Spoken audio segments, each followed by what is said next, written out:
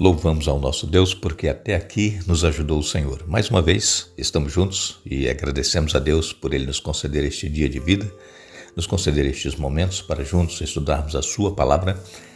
A todos vocês que estudam conosco e que compartilham esses estudos com outras pessoas, a todos que são inscritos no canal Hora Tranquila no YouTube e também a todos que nos escrevem dizendo de onde estão acompanhando. Queremos aqui mandar um alô especial para a Catarina Vanzan, está parabenizando sua mãe, Hilda Vanzan, e a sua nora, Jéssica Batista, completam hoje mais um ano de vida. Parabéns, Hilda e Jéssica.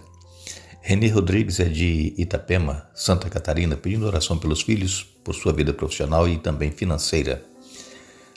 Maria Cleci Aires, de Candiota, no Rio Grande do Sul, pede por toda a família, orações.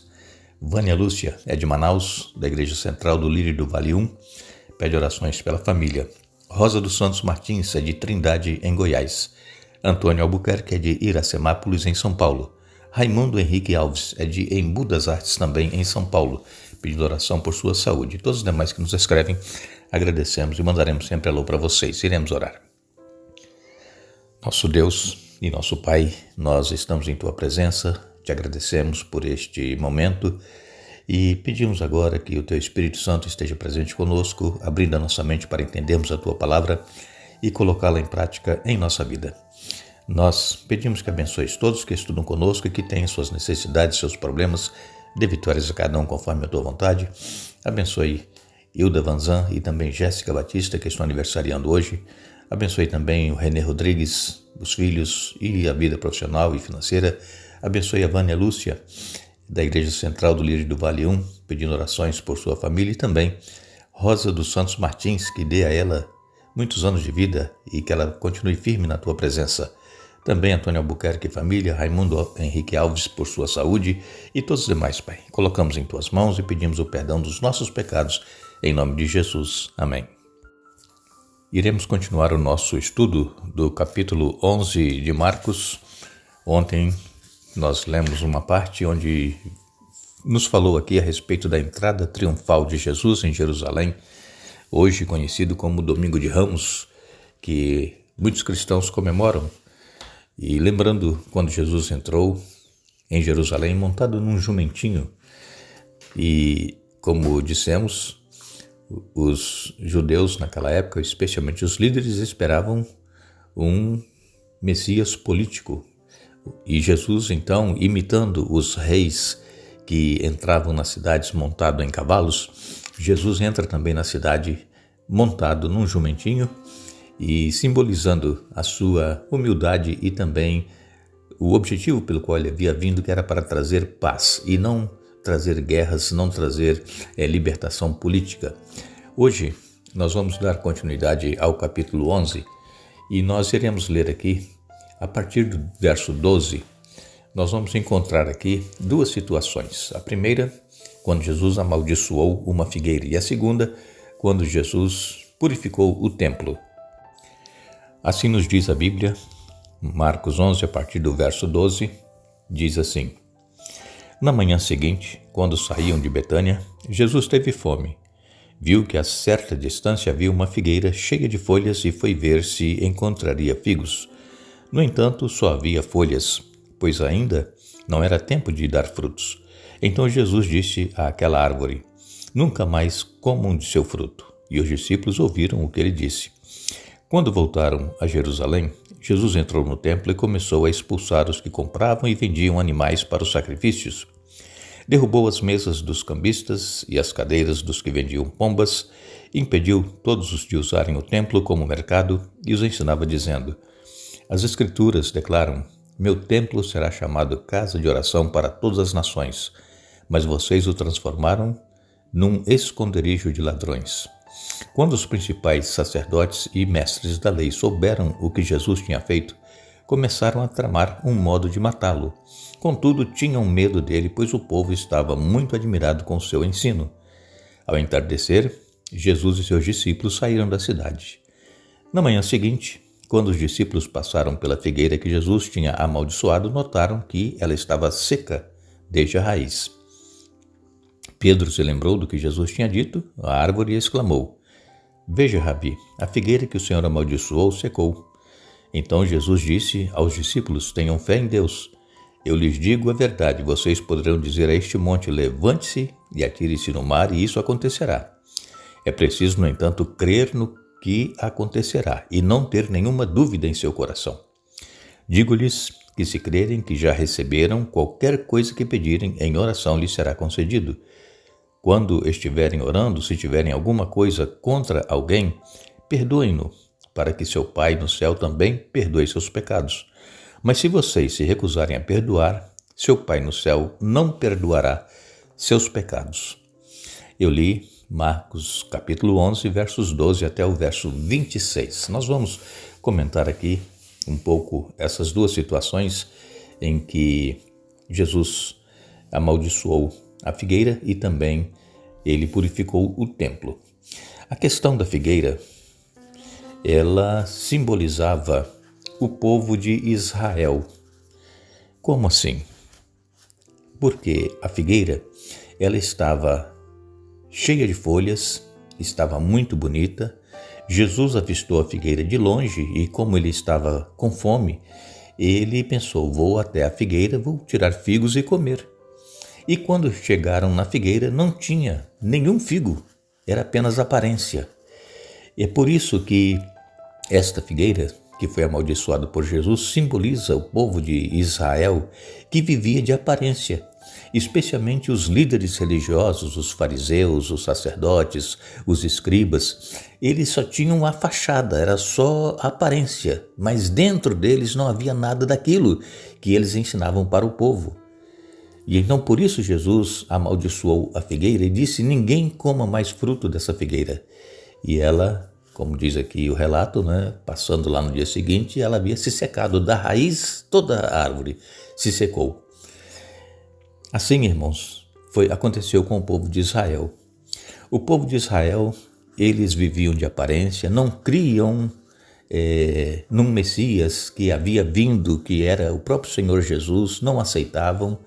Eles tramavam tirar a vida de Jesus a todo instante e eles estavam aguardando um político, um que fosse guerreiro, um que fosse libertar o povo das mãos dos romanos. Era esse o objetivo e o pensamento que o povo judeu tinha. E então, assim como aquela figueira secou e nunca mais deu frutos, também o povo de Israel, ao rejeitar a Jesus, eles perderam esta oportunidade que eles tiveram, que foi dado durante 490 anos para que eles se preparassem e aceitassem o Messias quando viesse. E agora o Messias já estava ali entre eles, já estava terminando aqueles 490 anos, e Jesus sabia muito bem, entendia as profecias de Daniel, que o seu tempo estava chegando e que ele iria dar a sua vida e que o povo estava rejeitando. Se você ler lá no Evangelho de João, capítulo 1, verso 10, diz que Jesus veio para que era seu e os seus não os receberam. Vejam, eles rejeitaram a Jesus, queriam matá-lo a todo instante. E então, por eles terem rejeitado a Jesus, eles perderam essa condição de um povo propriedade exclusiva de Deus, um povo separado por Deus, um povo que tinha todas as bênçãos que necessitavam, mas eles não permaneceram e não viveram aquilo que a Bíblia ensinava. E hoje também, irmãos, nós poderíamos estar incorrendo no mesmo erro. Quem sabe, muitos estão vivendo uma religião de aparências, um cristianismo de aparência, mas dentro não tem nada daquilo que aparenta ter. E nós temos que ter cuidado, por quê? Porque assim como o tempo se cumpriu, aquelas profecias de Daniel, capítulo 9, e as 70 semanas terminaram, e Jesus, ele cumpriu o que estava escrito, dando a sua vida, o Cordeiro de Deus que tira o pecado do mundo. Assim como essa primeira parte da profecia se cumpriu, nós também estamos para o cumprimento, vivendo na época do cumprimento da segunda vinda do Senhor Jesus. E como é que nós estamos vivendo a nossa vida? Estamos em comunhão com Deus, estamos tendo dentro de nós, em nosso pensamento, em nossa mente, em nosso coração, aquilo que nós aparentamos exteriormente, que as pessoas pensam que nós somos cristãos? Nós temos que estar atentos, porque Jesus está voltando e nós poderemos não estar preparados para encontrá-lo e então nós não receberemos a vida eterna.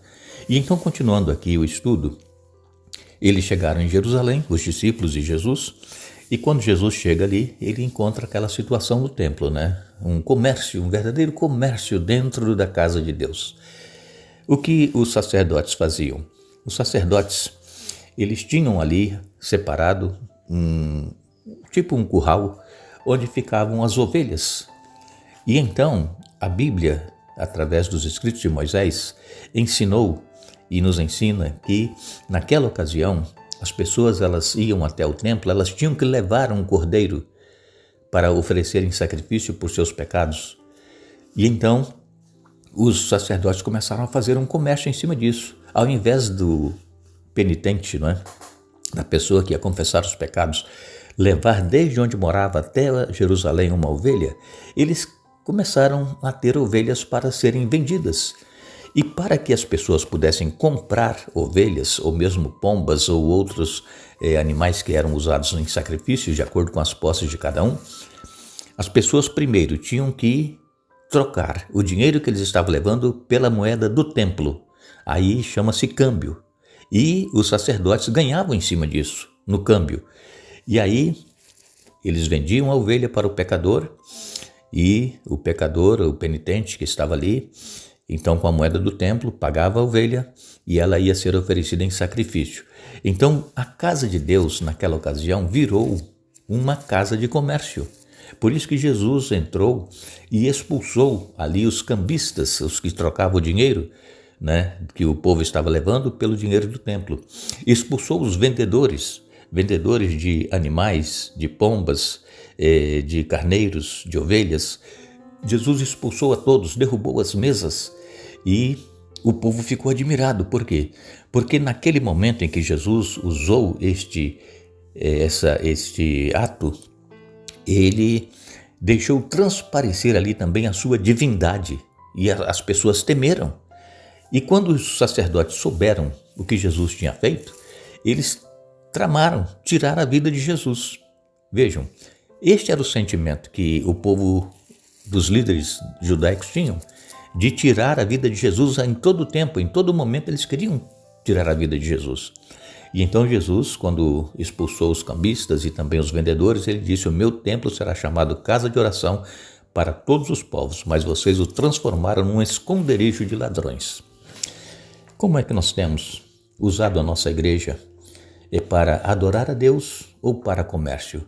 Muitas pessoas usam a igreja e aproveitam-se da fé e da sinceridade dos fiéis e fazem um comércio na casa de Deus. Vendem azeite ungido, vende vassoura ungida, vende água ungida, vende todo tipo de coisas. Como que se aquilo que eles estão vendendo iria fazer alguma coisa, trazer algum benefício para a pessoa que está comprando, mas não. É apenas para explorar o povo, para tirar dinheiro do povo. Então nós temos que ter muito cuidado, porque a casa de Deus é casa de oração para todos os povos e não casa de esconderijo de ladrões. Que Deus nos abençoe, que Deus nos ajude a vivermos aquilo que nós cremos e que tenhamos dentro de nós, no nosso coração, na nossa mente, aquilo que nós mostramos no nosso exterior, que as pessoas veem e pensam que nós somos, que nós sejamos realmente aquilo que as pessoas pensam dentro de nós, porque Deus ele olha o nosso interior.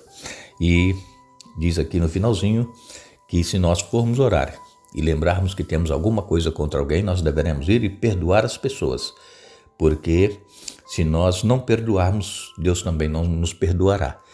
É aqui um ponto muito importante das palavras de Jesus, porque muitas pessoas, muitos cristãos estão vivendo com ódio, com rancor de outros cristãos, de pessoas, membros da família, enfim, pessoas de relacionamento, onde trabalham, onde estudam, e isso é muito perigoso. Por quê? Porque se nós não perdoarmos, nós também não seremos perdoados por Deus e não estaremos no reino dos céus. Que Deus nos abençoe, que Deus nos dê um bom dia. Retornaremos amanhã para dar sequência ao estudo desta semana, mas não nos esqueçamos. Não é dos fortes a vitória, nem dos que correm melhor, mas dos fiéis e sinceros, como nos diz o Senhor. Que Deus nos abençoe.